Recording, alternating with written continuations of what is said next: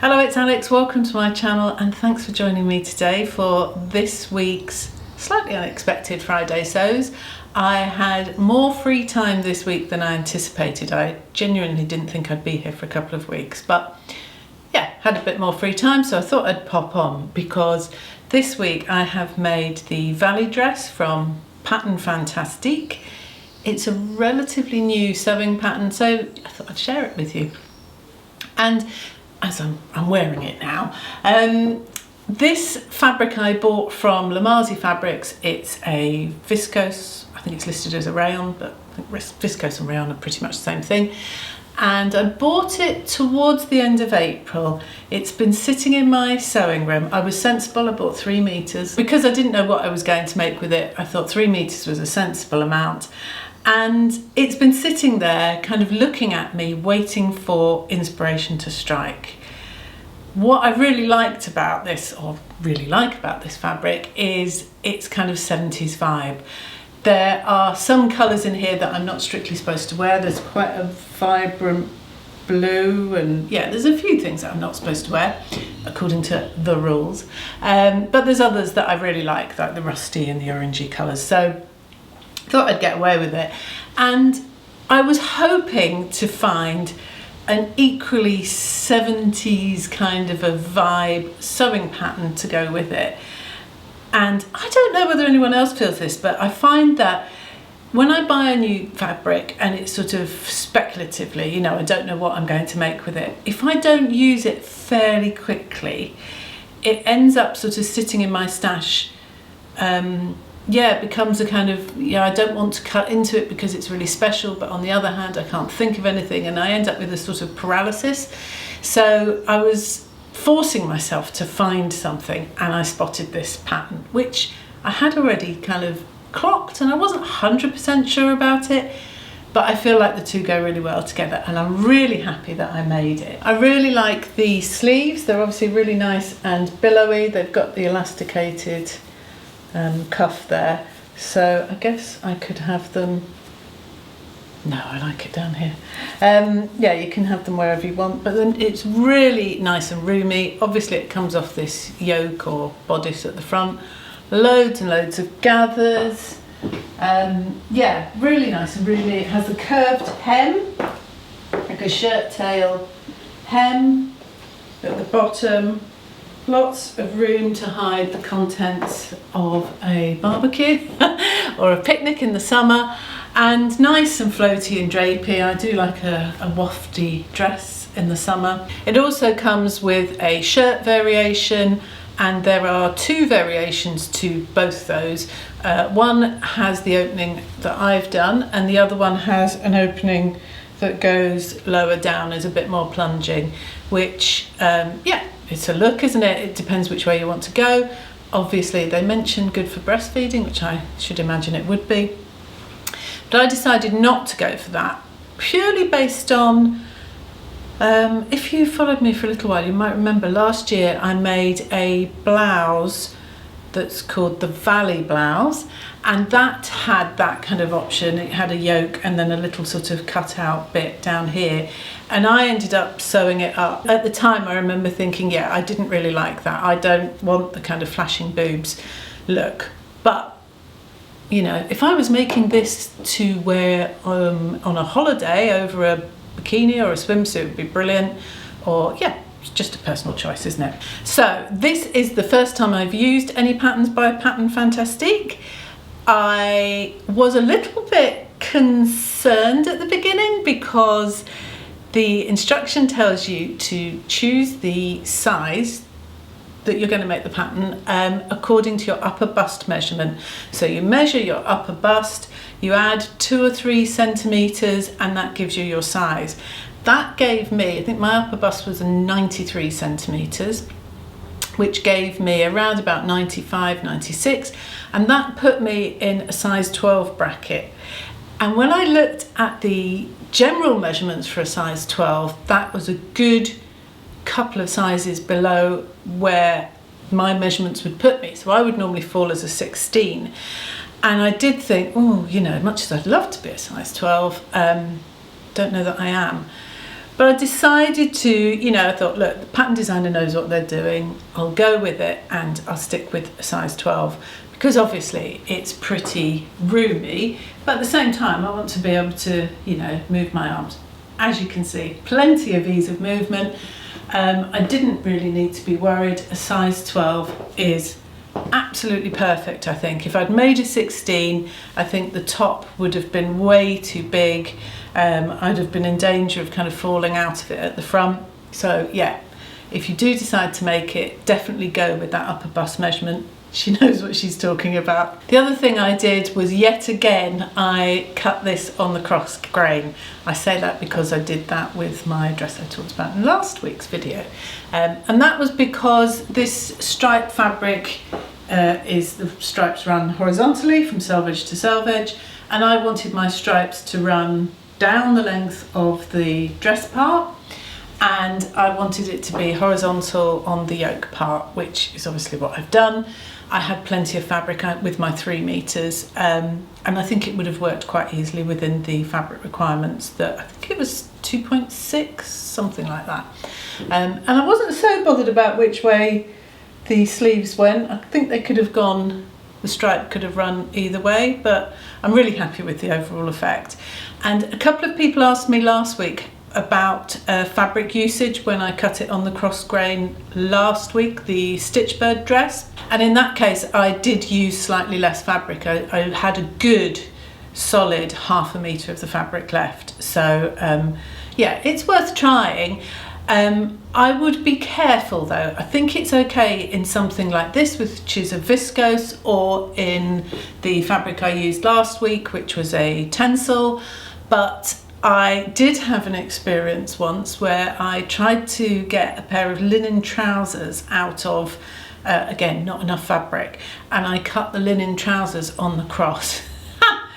Which wasn't very clever, because then I wore them. The first time I wore them, I got the train down to London. I was having a day in London, and they grew and they grew and they grew around the waist. And by the time the 2-hour train journey from Manchester to London, by the time I got to London and was trying to walk around the shops, I was literally having to hold them up and to go and buy a belt, and I had that kind of really squished in, you know, gathered around the waist look. So yeah, be careful if you're going to cut anything on the cross. It's not my area of expertise, but I can say with viscose I've managed to get away with it. In terms of the instructions, I did go off tangent a little bit. I used a couple of techniques that I prefer rather than the techniques that were given in the instructions.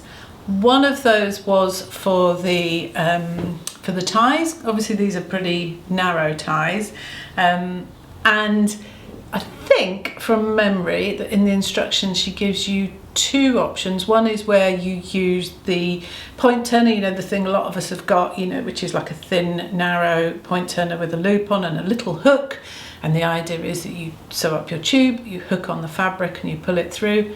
I have never managed to get one of those blasted things to work. And then the other option is that you sew the tube, you incorporate a piece of thread or some cord or something, you sew that on the end, and then you pull it up through the cord. My tried and tested method is neither of those.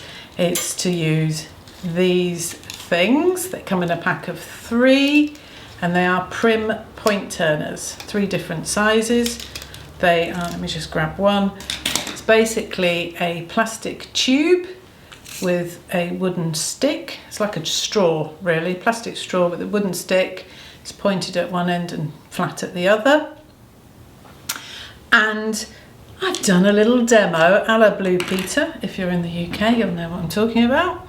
So this is the smallest one you get. This one has a metal section inside. So I've sewn my tube of fabric, and the only thing that I've done differently is that I've closed it up at one end. So even if you're going to keep your tube open at both ends, you have to close it up at one end. And then all you do is you take the straw-like plastic thing, the one that's open in the middle, and you pop it inside your tube of fabric, which can of course be ridiculously long, and then you take the other one, and you can either poke it in so that the fabric pushes inside that tube and comes out the other side. I don't find that to be as effective because if there's a lot of fabric it gets caught up. So you just use that to push against the tube, and then it slides down. Remove tube,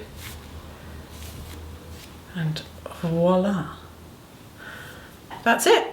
Dead easy and a lot quicker than all the rest of the methods that I've tried. The only thing I would say is that is about as narrow as you can get with it. I mean, maybe these are a tiny bit narrow. It helps if you trim down any excess fabric once you've sewn that seam on your tube. If you need to get narrower than that, then I don't even attempt to do a tube. I just fold it over like very, very narrow bias tape. So yeah, I did that on the ties. And then the other thing that I did differently was my gathering. I have said this before, I don't particularly enjoy doing the gathering. And I tried Sam Frugalissima's brilliant technique recently of using elastic to gather, and I'll link it below. Yeah, when Sam told me about that, I was like, that is a brilliant, brilliant technique, and it is. But I tried something different this time, and that was doing the gathering on my overlocker, which I have to say was hugely successful in that it is really quick. All you have to do is whack up the stitch length, so make your stitch length the longest stitch length you can, and whack up the differential feed to the highest number on your overlocker. And then you just overlock in the seam allowance, so you don't really want to be trimming while you overlock. You could even turn your knife, the blade down if you wanted to, but you overlock where indicated, and then when you take it off the overlocker, you can still manipulate the threads to adjust the amount of gathers that you require. And it's the first time I've done it, and I have to say, yeah, so quick. Definitely quicker than either of the other methods, Sam's method of using elastic, or the method as indicated in the instructions, which is to do the standard rows of super large stitching and then pull your threads either end. However, I would say that it's perhaps not the most beautiful gathering in the world. If you really wanted to get really beautiful, beautiful gathers, you're probably better off doing as the instructions say, the method where you do a number of rows of super large stitching and pull. I don't think I've necessarily got absolutely pristine gathers. To be honest, for me, I'm perfectly happy with it. Yeah, I really, really think it's just as effective, and I don't think anybody, unless there was somebody that sewed, would come and look at this and say, oh, those gathers are a bit, imperfect.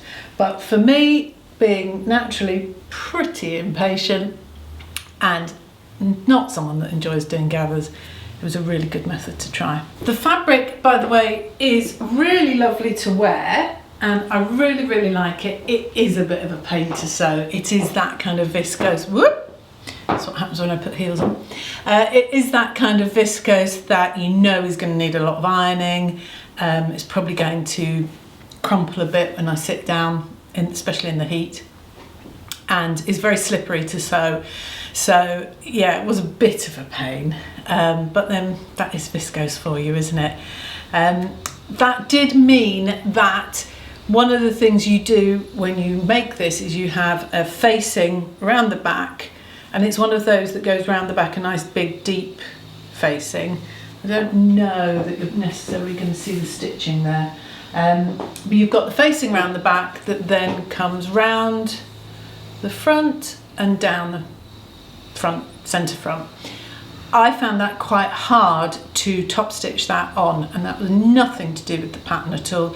It was just to do with the movement in this viscose fabric. So I actually only top stitched down the centre front. I did the back, and then this bit I did by hand, you know, just picking up a tiny little stitch on the inside. So hopefully you can't see that. You can't get away with not stitching it down, because when these centre fronts open slightly like that, you see the inside of that facing. So you do need to secure it down, but I just did it by hand. Overall, I found the instructions to be good. I think you would have to be somebody with a little bit of experience, and I don't know that that's necessarily down to the pattern itself. It's not that hard a pattern to make, but I felt that the instructions perhaps weren't as clear as some that I've been using recently. But I don't want to say there's anything wrong with them, because it could just be I've been making things that are relatively simple recently. Last week's dress is one I've made 4 times before. I've made some things from Pattern Emporium, and their instructions really are excellent, and they were just t-shirts, so they're quite simple. But I just found myself at times having to really pay attention to make sure I fully understood what they were saying, and yet I don't think it's that hard to put together. There was one time there was an instruction, I think it referred to I think it said something like when you sewed the 2 sides together, including the pre-turned up hem, pre-hemmed front and back, and I thought, I don't think there was an instruction to pre-hem the front and the back. So, and that could just have been me not spotting it. But I would say that they're great, the information is all there, but yeah, just not quite as clear as some of the things I've been doing recently. But I wouldn't say, you know, it should put you off if you really like the dress. Everything is there, and it isn't hard to do, because it really is just, once you get that bodice right, it is just more about gathering than anything else. But I really, really do like it. I didn't add any to the length. This is the length pretty much sort of straight out of the pattern. So I could have, you know me, I like things that are quite long. This is probably more midi than I would normally go for, but I do really like it, and I think longer might have felt a little bit more like a night dress, so I decided to stick with it because of the nature of this. I've got this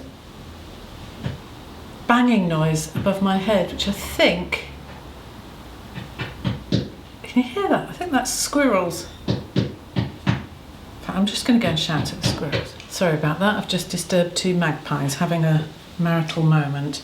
What I was saying is that because of the nature of this fabric, I was able to just do a little turn-up hem, which is exactly what the instructions tell you. I think there are 2 options depending on the kind of fabric you've got.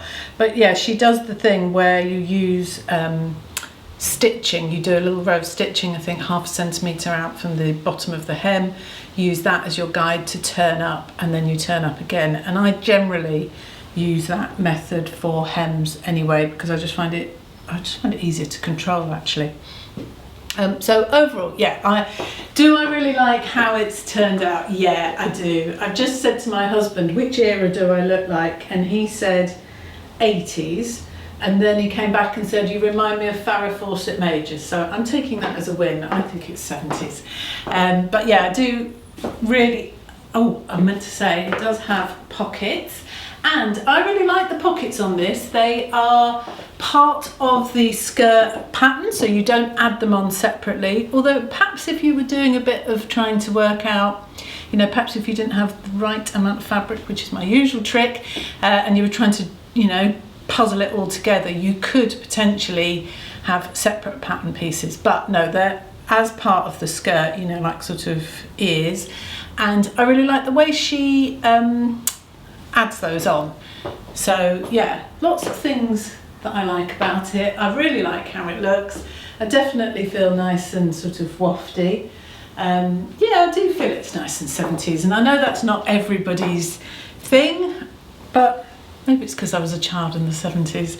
Yeah, I really like it anyway, so I'm really, really happy with it. Other than that, I am quite the way through making a dress, but I wasn't going to kind of race ahead to try and get it to show you today. I think I need another few hours on it. And that's the Bondi dress from Tessuti Patterns. I made it, in fact I made a couple quite a few years ago now, maybe 4 years ago, something like that. And I sort of did a wearable toile that was too big, but the one that fitted really nicely I made in a fabric that just looks a bit drab, and I've been finding that as much as I like the shape of the dress, I haven't been wearing it, so I've got a new fabric, so hopefully I will have that to show you next week. So yeah, only another few hours. And then my plans for this week, in fact it's a bit of a sort of Tasuti week, because do you remember, if you watched me a few months ago, I made the Chaira wide leg pants, also from Tessuti, and I had a bit of an issue with the measurements for the finished garment measurements. I found that they were a little bit off, and I contacted them to let them know, and they were very gracious about it, and they sent me some of their linen all the way from the other side of the world, because they're based in Australia, aren't they, Tessuti? So they sent me some of their linen to try, and I said at the time, look, it's winter, it's pointless me trying linen in winter. So I'm going to get that in the washing machine to pre-wash it, and I'm going to make those this week as well. So I'll pop back next week and show you how that's gone. Depending on what happens this week, now I've got a train, I'm not entirely sure how this coming week's going to pan out. So yeah, I might have to just suck it and see a little bit. The other thing that's happened this week is that I got my seasonal update from the Swatch Club from Lulu Designs. As I've said before, they gave me membership to the Swatch Club, but if you have membership, you get a series of swatches. They're a nice healthy size. You get a series of swatches of their Swatch Club fabrics, and they are designed to work with your colouring. So I am an autumn, no surprises there, but obviously there's the other seasons available. You get the core fabrics, and then every season you get the sort of, they tend to be more seasonally appropriate fabrics. You get an update, and if you have membership, you get a discount on those Swatch Club fabrics, which I think is 10%. So I've had mine, and I've got two viscose fabrics, this one and this stripy one. It got folded up on the way down here. I really like this stripy one. I am super tempted to make something out of that. I just think a nice, I do love to make a shirt, a nice lightweight sort of spring summer shirt with a really nice bold stripe like that could look fantastic. And then two really interesting linens. One is a printed linen, and I do find it really nice when you get a linen print. So this one here, which is called Lisbon Mosaic, and I really like the design on that one. And then the other one is a tencel and linen blend. So you can imagine how nice that would be to wear. It feels really nice and soft in a way that linen doesn't normally feel. I can't really describe it. But yeah, got those this week. So really happy with those. I am super tempted to put an order in for some of that. What else? We are on Clubhouse on Sunday, and I can't remember the theme. If I remember, I'll quickly tell you. I've completely forgotten the theme. Anyway, we're still on Clubhouse on Sunday, 3:30 British summertime. There will be a link in the description box below, which should take you directly through to the sewing room on Clubhouse as an invitation. So hopefully you don't now need to get a direct invitation from me. You can follow that link and get an invitation into Clubhouse, and you can follow us on there. We are, Shirley So Fabricate is thinking that perhaps we ought to do a second time during the week that allows us to be able to join our friends on the other side of the world in Australia and New Zealand. So we're having a bit of a think about how that would work timing wise, but I will keep you updated with that. But anybody else that can make the Sunday slot, which is early in the morning if you're in the US, or obviously 3:30 in the afternoon if you're in the UK or in Europe, that would be great. Everybody's welcome. If only I could remember what we're going to talk about this week. Anyway, it'll be sewing related somehow. I think that's about it. I feel like I ought to be put some Vaseline on the camera lens and go and sort of frolic through some fields and wear daisies in my hair or something, but the fact is I'm probably just going to go to the supermarket. Anyway, see you soon. Bye bye.